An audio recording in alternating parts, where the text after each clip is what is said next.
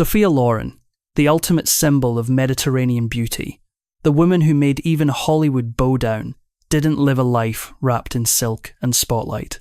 Behind that smile that melted millions of hearts was a childhood filled with tears, wounds that never fully healed, and a love story that stunned the entire world. Before we dive deeper, tell me in the comments where you're watching from. Grab yourself a warm drink, maybe a cup of tea or just water, and sit back as we begin this journey together. Standing beside Cary Grant, Hollywood's most charming gentleman, Loren thought she had found her destiny. But fate arrived at the wrong time. Grant was already married, and Loren was torn between passion and morality. One day, Grant did something so shocking that Loren fled to Greece, hoping to find peace, only to face the deepest pain of her life. Her romantic life revolved around two men who loved her with maddening intensity. Both wanted to spend their lives with her, but between them stood countless obstacles, from secret marriages to the threat of prison. In the end, only one man would win the heart of the Italian beauty. The other would walk away with a shattered soul. But a house? I do not see a house. For 2 years now, you tell me soon I pay for a boat. I buy house. Sophia Loren was born in 1,934 inches, the small town of Pozzuoli, southern Italy. From the very first moment, her life had no room for sweetness. Her father, Riccardo Ciccoloni, a man of status, abandoned her mother and her before Sophia even understood what a family was. He left nothing behind except his surname Ciccolone, a name Loren carried throughout her life like a scar that never healed. Later, she met her father only 3 times, and when she had become a world-renowned star, she no longer wished to look back on that past. Sophia's childhood was marked by hunger and hardship during the war years. She was a skinny, awkward girl, mocked by classmates who called her toothpick. No one could have imagined that within that fragile frame lay a beauty that would one day make the whole world bow down. Yet, like a miracle, everything changed in the summer when she turned 15. That day, Loren followed some friends to Rome, hoping only to find a small job.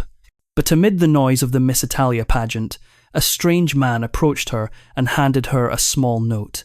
It was from Carlo Ponti, a judge of the contest and a famous film producer. He had seen Loren in the crowd, and something in her beauty left him stunned. Ponti told her she must compete. For another girl, the attention of an older, unfamiliar man might have been frightening, but for Sophia, it felt like a signal from destiny. Throughout her childhood, her mother had always told her, "You were born to be a star." And now, she believed that prophecy was about to come true. The 1,950 pageant turned a 15-year-old girl into a national sensation. Sophia Ciccoloni won the title of Miss Elegance, the runner-up position in her very first public appearance. It was a perfect beginning to a legendary journey. Carlo Ponti quickly recognised the cinematic potential hidden in the young girl. He wasn't just a judge. He was the man who opened the first door, leading Loren into the world of film. It was Ponti who suggested she change her name from Ciccoloni to Sophia Loren, a name that rang like a silver bell. Simple, distinctly Italian, and destined to become iconic. But alongside the rise of her career, a complicated relationship began to form between them. Ponti was 22 years older than Loren. At first they were friends, then confidants, and eventually lovers. When Loren was only 19, all boundaries dissolved. She loved him with the full trust of someone who had longed her entire life for a family. Ponti became both the shadow of the father who had abandoned her and the man she could never fully have. Because Carlo Ponti was already married with 2 children. In 1950 Italy, divorce was forbidden. Their love, both romantic and forbidden, became the subject of relentless public scrutiny. Loren once said, "I only wanted a home, something I never had, but the law didn't allow it." So, she turned her gaze westward to Hollywood, the land of opportunity and light. Sophia Loren began acting in Italian films at just 16. Only a few years later, the world took notice. The tall, dark-haired young woman with mesmerizing beauty drove Hollywood's power players mad. Everyone wanted her, and Paramount won. The studio signed her to a 5-picture deal, launching her journey toward the dazzling heights of the movie capital. For a young girl from Italy, Hollywood could have been intimidating, but the City of Lights embraced her warmly. The 5-picture contract with Paramount put Loren's name firmly on the international film map. Within just a few years, Sophia Loren became a household name. Yet for Loren, fame was never enough. She longed to become the greatest star on earth. Sophia Loren never waited for the world to hand her glory. She went after it step by step, roll by roll, sweat by sweat. Between 1950 and 1955, she appeared in over 35 films, a number that would break almost anyone. At first, Loren lost herself in the whirlwind, feeling as though she was born for the camera, the lights, and the applause. But fame always comes with a price. One night in a quiet room, she suddenly couldn't breathe. Her chest felt crushed. She thought she was dying. The doctor needed only a few minutes to find the cause. Not illness, but panic. She was being consumed by the very thing she had chased all her life, the pressure of fame. From that moment on, Sophia Loren understood that if she didn't save herself, no one could. She slowed down, turned down projects, and chose fewer but deeper roles. The fame remained, but Loren had learned how to live slowly, how to breathe amid the storm. When she moved to America with Carlo Ponti, Sophia thought she had finally found what she'd always been missing, a real family. Ponti divorced his former wife in Mexico, and the two held a legal wedding ceremony. But soon after, the Italian government declared their marriage invalid, branding them both as fugitives. If they returned home, they would be arrested. A cruel joke of the law forced Loren to live for years in fear and pretense. A wife who couldn't be recognised, an Italian citizen forbidden to return to her own country. Amid that turmoil, Hollywood welcomed her with open arms, and fate arranged for her to meet two men who would change the course of her life. At a lavish party, Loren met Frank Sinatra and Cary Grant. Sinatra was the warmth of red wine, Grant the chill of steel. She didn't like Grant at first. Arrogant, distant, cold. But destiny brought them together again. And under the dim lights, with slow words and lingering glances, something began to spark between them. Something that went beyond the screen. Still, Sophia Loren remained a woman of reason. When her fame reached its peak, especially after the fall of the Roman Empire, 1964, for which she earned a $1 million salary, a record at the time, she didn't forget what had once brought her to collapse. Loren chose to keep her distance from Hollywood's glitter, to stay away from vanity, and to return to what was most essential, family and the longing to be a mother. But fate wasn't done testing her. Loren became pregnant several times, but each ended in miscarriage. And before she could recover from those heartbreaks, things grew even worse. The press caught the scent of the tragedy. The media began to speculate and fabricate stories about her failed pregnancies. She had to endure constant invasions of privacy, adding to a pain she was already carrying. And like many actresses of her era, Loren also had to face co-stars, who were unbearable, sometimes cruel. In the early 1960s, Sophia Loren was invited to collaborate with one of Hollywood's most legendary icons, Clark Gable. For Loren, it was an immense honour. She had always seen Gable as a living legend, the man who made the entire world fall in love through Gone with the Wind. But within just a few days on set, that image came crashing down. The first day of filming went smoothly, until the clock struck 5 p.m. Without hesitation, Gable smiled, put on his jacket, and said, "Bye-bye, folks," before walking off set, leaving the entire crew mid-scene. Loren stood frozen in confusion. At first, she thought he might have had an emergency. But no, it was simply Gable's routine. He worked by the clock, never a minute longer, no matter what. For Loren, who often worked without sleep or food to reach perfection, that felt like an insult to the craft of acting. She finally understood why Hollywood called him a star, but to her, art didn't have an off-duty hour. However, Clark Gable wasn't the greatest challenge of her career. The person who truly shattered Loren's faith in her Hollywood colleagues was Marlon Brando, the man the world hailed as a genius. From their very first encounter at the Paramount studio, things went wrong. Brando barged straight into Loren's dressing room, looked around for a moment, and coldly remarked, "You have psychological problems. You should see a doctor." Loren froze. She wasn't used to such rudeness, but she stayed silent.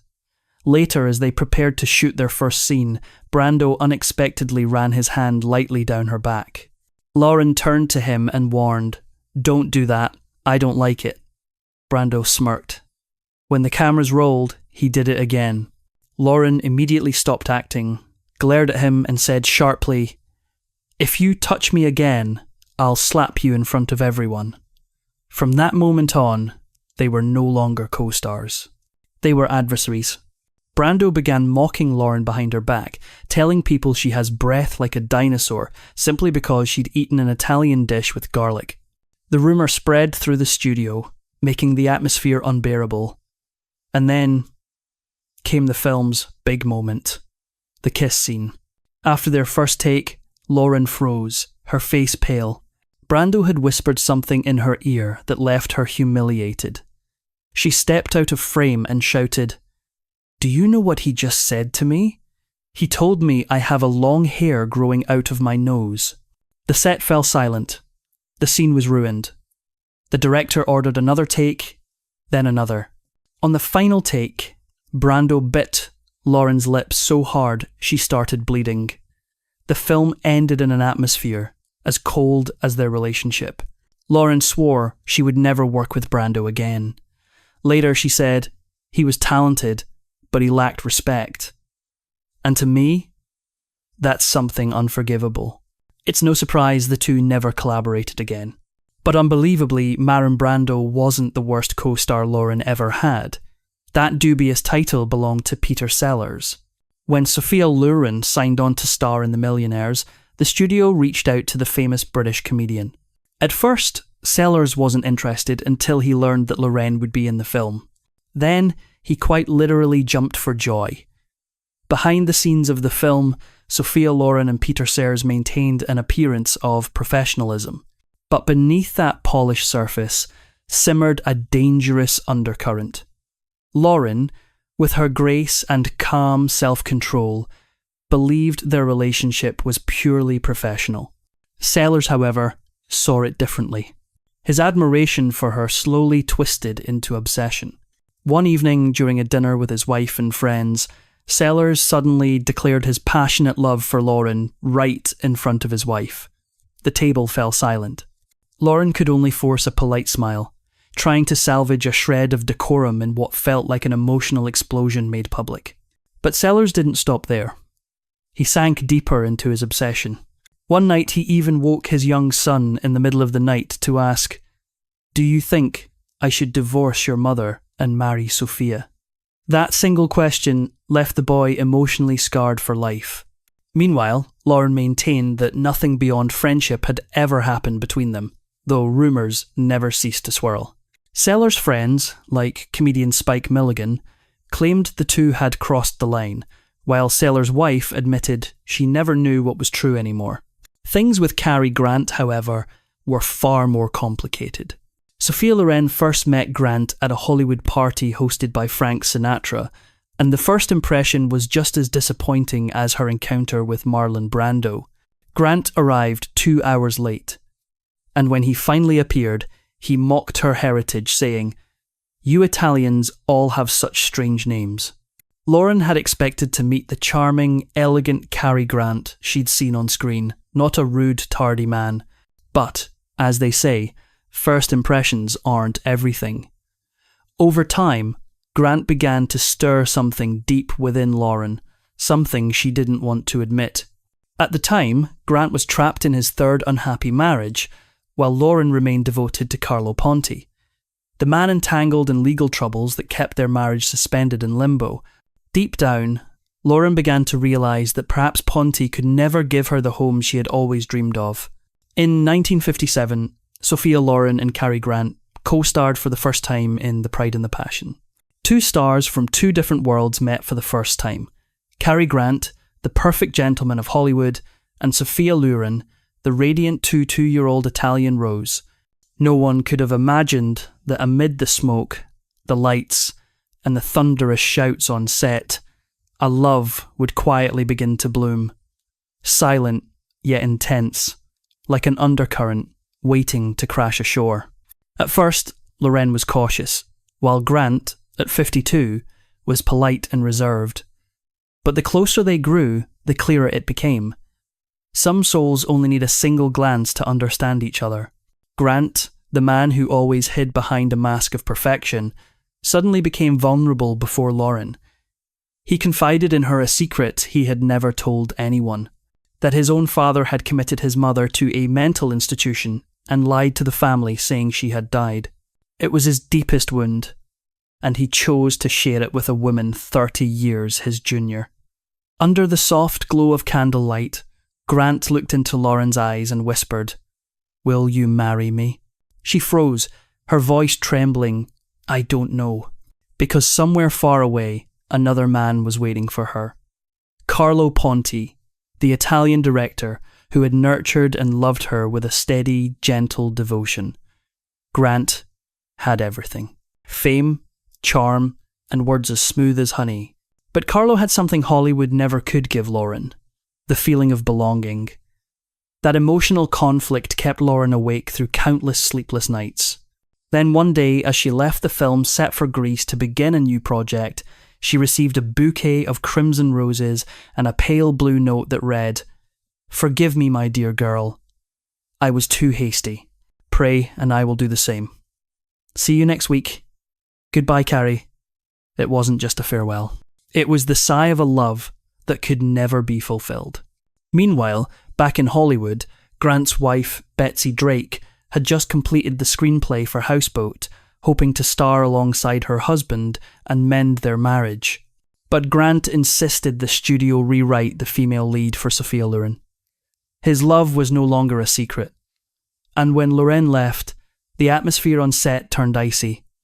Everyone could feel the void she left behind. Grant still hoped she would return. But Loren already knew. If she chose him, she would lose herself. She had seen how the press had crucified Ingrid Bergman for daring to divorce and remarry. Loren knew the price of a love the public deemed sinful. And she also knew that no matter how magnificent Grant was, he would never be the man to return to Italy with her, to cook in a small kitchen or to speak in the simple language of home. Carlo is Italian. Loren said, "He belongs to my world." I knew it was the right choice. After years of waiting, Loren and Carlo Ponti finally legalized their marriage in 1966. They remained together for life. No scandals, no noise, until his passing in 2007. Grant later sent his congratulations when Loren gave birth to her son, and the two maintained a deep friendship until the end of their days. As for Loren, the poor girl from Naples, she became the goddess of European cinema, the first woman to turn her name into a perfume brand, and later to portray herself in a film about her own life. When asked if she ever regretted turning down Cary Grant, Loren simply smiled. "I loved him with a love that was beautiful, pure, and right for its time. But not every love needs to end with a wedding." Now in her twilight years, Sophia Loren still carries that same gaze, deep, proud, and forever mysterious.